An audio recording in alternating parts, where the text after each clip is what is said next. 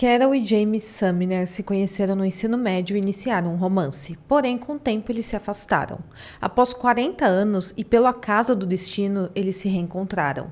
Ali eles se apaixonaram e se casaram. Infelizmente, esse romance, que demorou 4 décadas para acontecer, durou apenas 4 anos.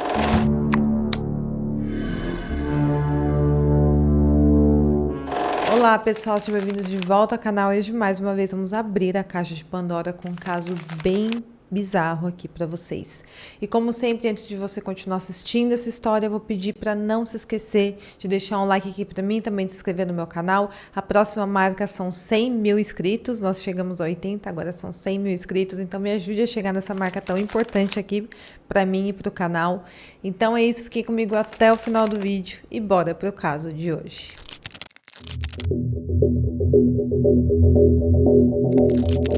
Hoje nós vamos falar sobre o casal Carol Margarida Alford e James Reginald Sumner.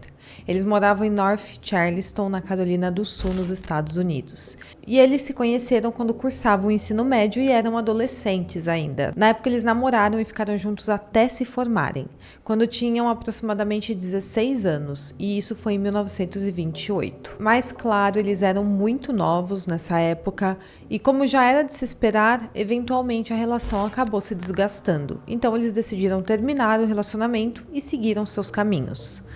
Depois disso, o James entrou na Marinha Americana, onde serviu durante muitos anos, e nesse meio tempo ele conheceu outra mulher, se casou, teve filhos, porém depois ele acabou se divorciando.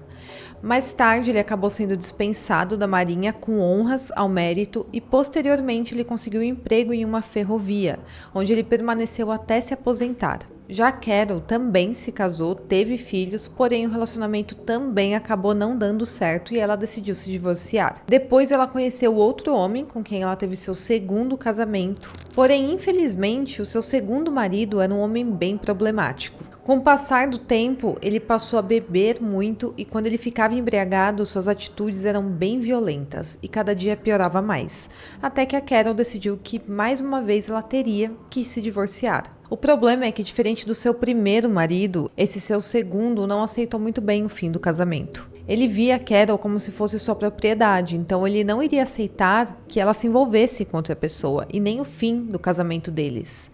E para isso, ele decidiu que teria que tirar a vida dela. Quando finalmente o divórcio foi oficializado em fevereiro de 1987, ele foi atrás da Carol, que já tinha 43 anos nessa época, e a atingiu com 7 disparos.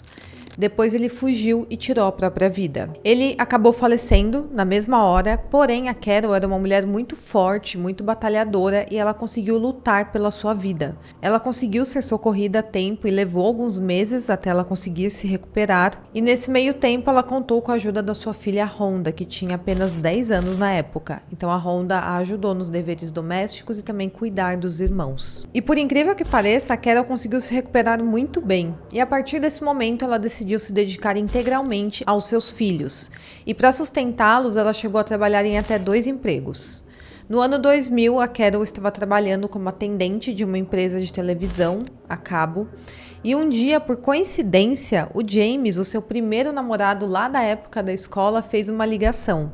Imediatamente, um reconheceu a voz do outro e bastaram poucas palavras para que eles se reconectassem. Naquela altura, os dois estavam livres, desimpedidos, então eles começaram a se encontrar e logo iniciaram um relacionamento. Eles já tinham 56 anos nessa época, então fazia 40 anos que eles estavam separados. E claro que com tanto tempo passado, eles decidiram aproveitar ao máximo o tempo perdido. Então, poucos meses depois, no início de 2001, eles decidiram se casar em uma cerimônia simples e familiar na casa da Carol, que ficava no bairro West Ashley. Nessa época, os filhos de ambos, que eram frutos dos relacionamentos anteriores, já eram maiores de idade. Cada um já morava em suas próprias casas e já tinham se casado. E depois do casamento de James e da Carol, o casal decidiu ir morar juntos em uma casa comprada por ele. Eles eram descritos como um casal muito amoroso, muito gentil, amigável e que sempre que podiam estavam se doando e ajudando as pessoas ao redor. O James era diabético e tinha uma saúde bem frágil e a Carol também havia passado por problemas bem sérios de saúde nos últimos anos. E inclusive ela lutava contra um câncer no fígado. Porém, um complementava o outro naquele relacionamento, um cuidava do outro da melhor forma que podiam e parecia que eles eram realmente muito felizes. Após se mudarem para a casa nova, o casal facilmente acabou fazendo amizade com os vizinhos e moradores ali da região, mas havia uma pessoa em especial que chamou bastante a atenção deles, que era Tiffany Cole, uma jovem de aproximadamente 20 anos que morava na casa ao lado. Eles pegaram um afeto muito grande por essa menina. A Tiffany Ann Cole nasceu no dia 3 de dezembro de 1981, filha de David e Shirley Duncan.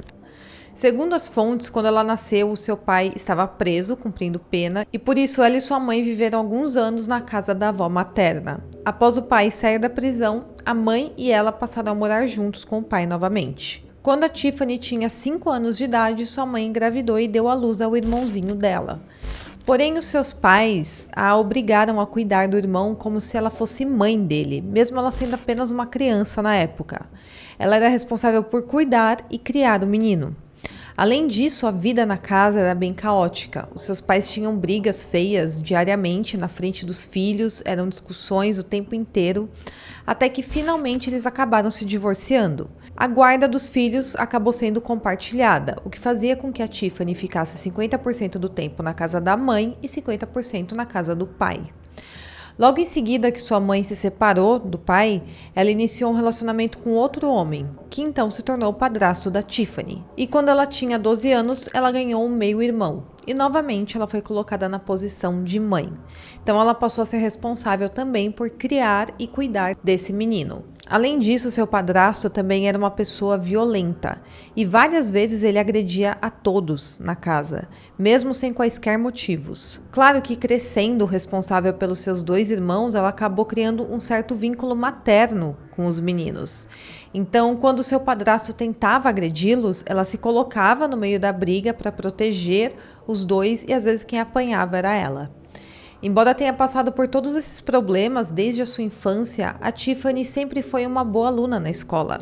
Ela se empenhava muito nos estudos, ela era líder de torcida e tinha ótimas notas. Porém, quando ela entrou na fase da adolescência, houve uma drástica mudança nela.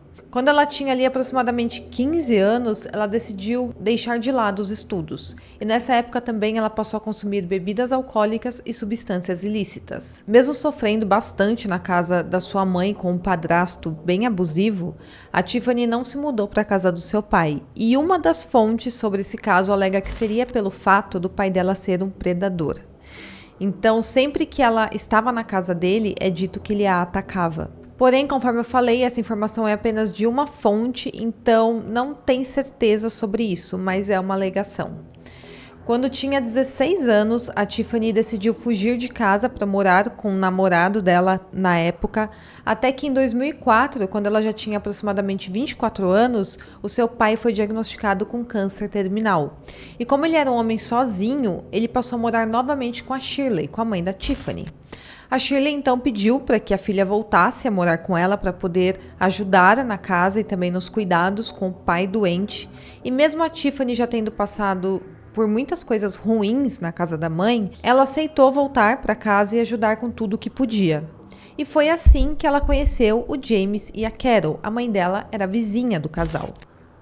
E eles moravam bem ao lado da casa da família. Como James e a Carol eram um casal sozinhos, os filhos de ambos já eram adultos e casados, eles passaram a ter um olhar de afeto para Tiffany.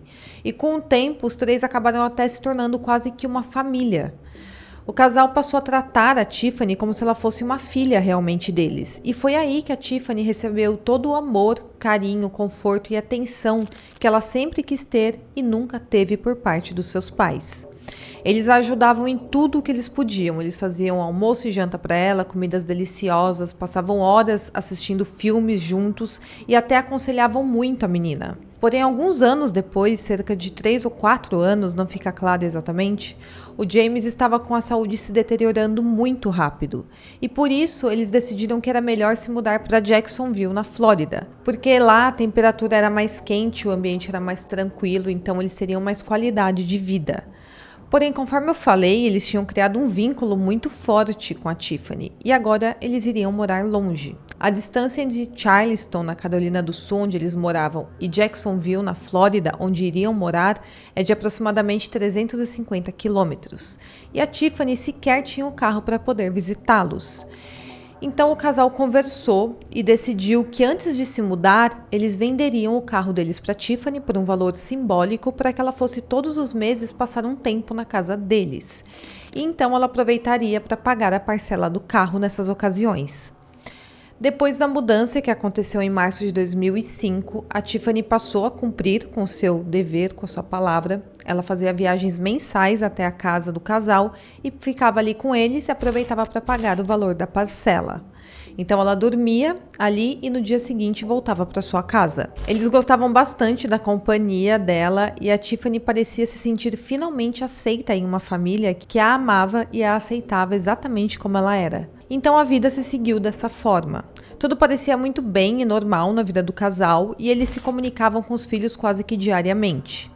Até que no dia 10 de julho de 2005, a Rhonda, a filha da Carol, ligou para o departamento de polícia de Jacksonville, informando que já fazia 2 dias que sua mãe não atendia o telefone e nem respondia às suas mensagens de texto. Algo que era completamente incomum, porque elas conversavam diversas vezes ao longo do dia, e isso todos os dias. Era um domingo e a Rhonda não conseguia contato com a sua mãe desde sexta-feira.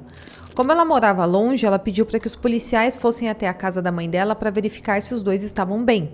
Inicialmente, a Rhonda apenas estava com receio de que, por serem muito debilitados nessa questão de saúde, poderiam ter passado mal e estarem precisando de socorro. Um policial então se dirigiu até a casa do casal e quando ele tocou a campainha, ninguém atendeu. Parecia que não tinha ninguém em casa. Mas como a Rhonda havia avisado sobre a situação da saúde deles, o policial decidiu checar as portas para tentar entrar e verificar se estava tudo bem. De repente, ele entraria ali e estaria os dois caídos no chão. Ele então encontrou a porta dos fundos da casa aberta. Ele entrou no local, verificou que de fato os dois não estavam em casa e inicialmente nenhuma evidência de crime foi encontrada no local. Então, na segunda-feira, a Rhonda dirigiu até Jacksonville. E ao chegar na casa da sua mãe, ela percebeu que tinha algo errado.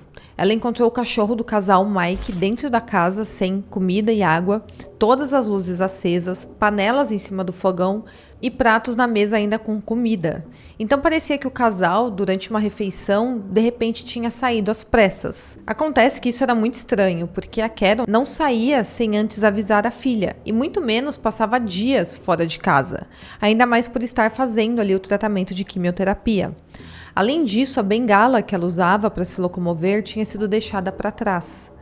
Foram encontrados também os remédios de uso diário para diabetes do James, algo que ele não poderia ficar sem em hipótese alguma, e o carro deles, estranhamente, não estava na garagem. Tudo aquilo era muito esquisito e o que estava parecendo é que o casal havia sido sequestrado. A partir dessa desconfiança, os investigadores se envolveram no caso e, para confirmar a suspeita, eles entraram em contato com o banco para verificar se alguma movimentação na conta do casal havia sido feita desde o desaparecimento deles.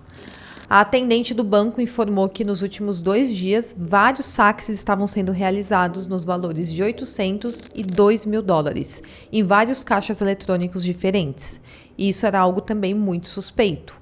Os investigadores então pediram que as contas deles fossem imediatamente bloqueadas por suspeita de sequestro e roubo. E a partir desse momento, a Carol, com então 61 anos, e o James, com 62, foram dados como desaparecidos.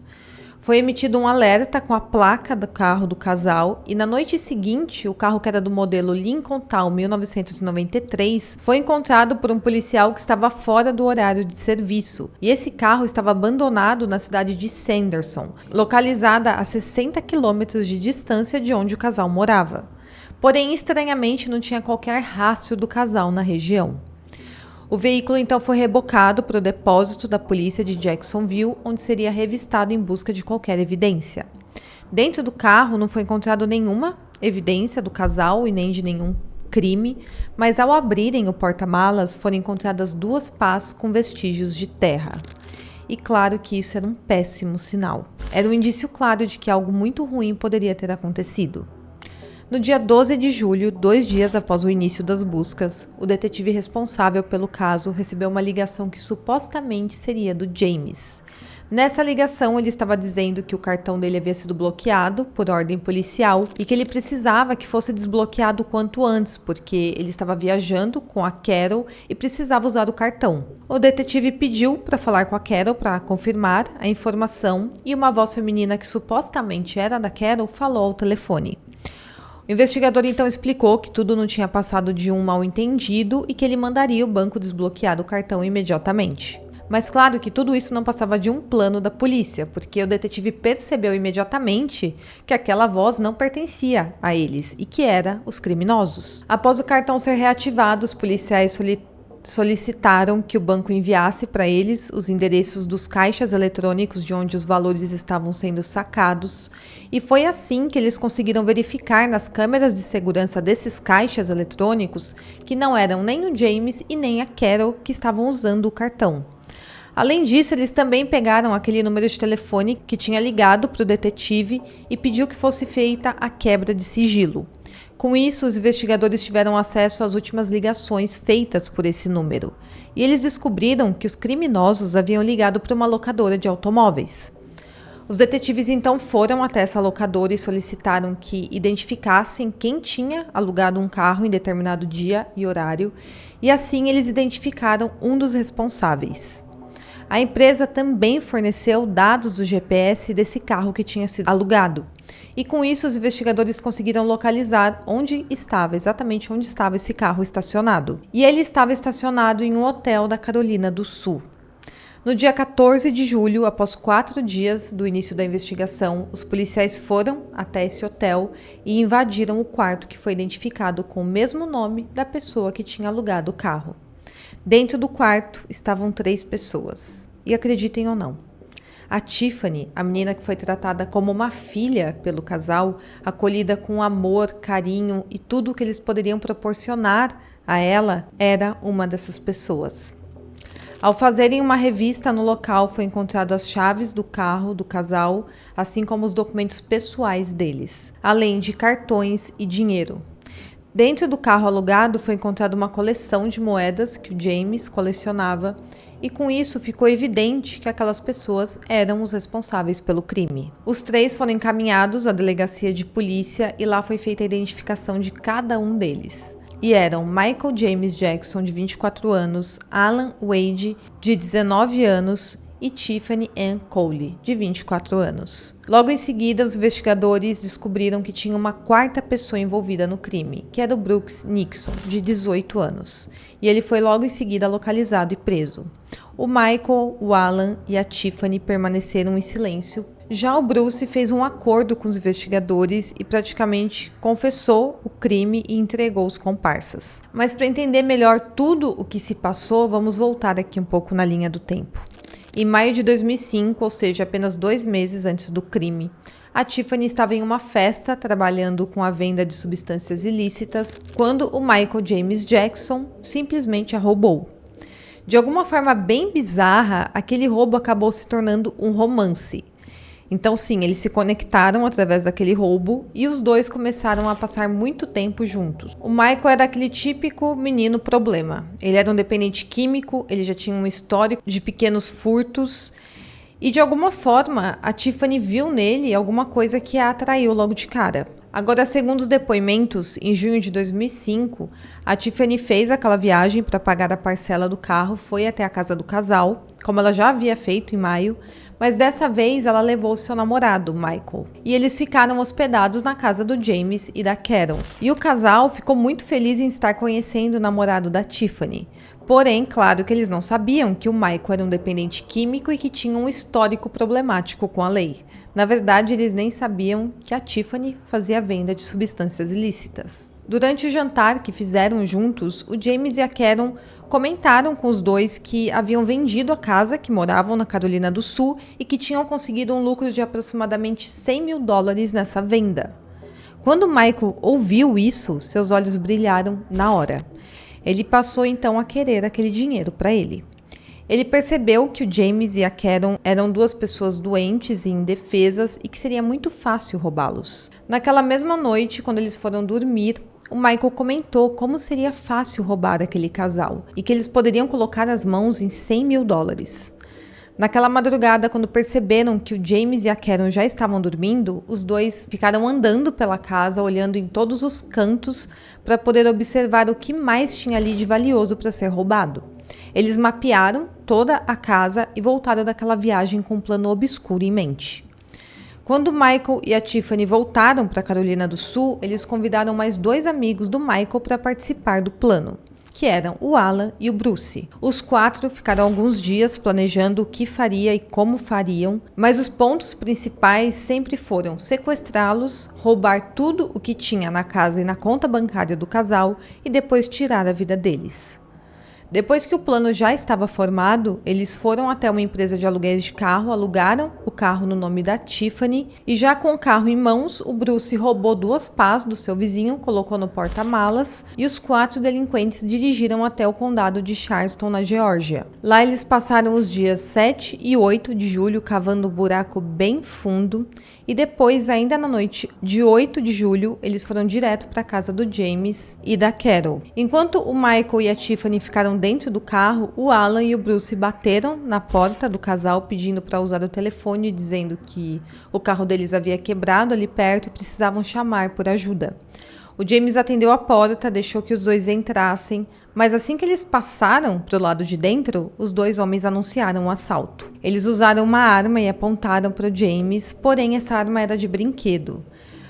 Mas por ser uma réplica exata, provavelmente o James e a Karen não notaram que era falsa. Os 2 então renderam o casal, os amarraram com fitas adesivas e fios de telefone e os obrigaram a entrar no porta-malas do carro que pertencia ao James e a Carol.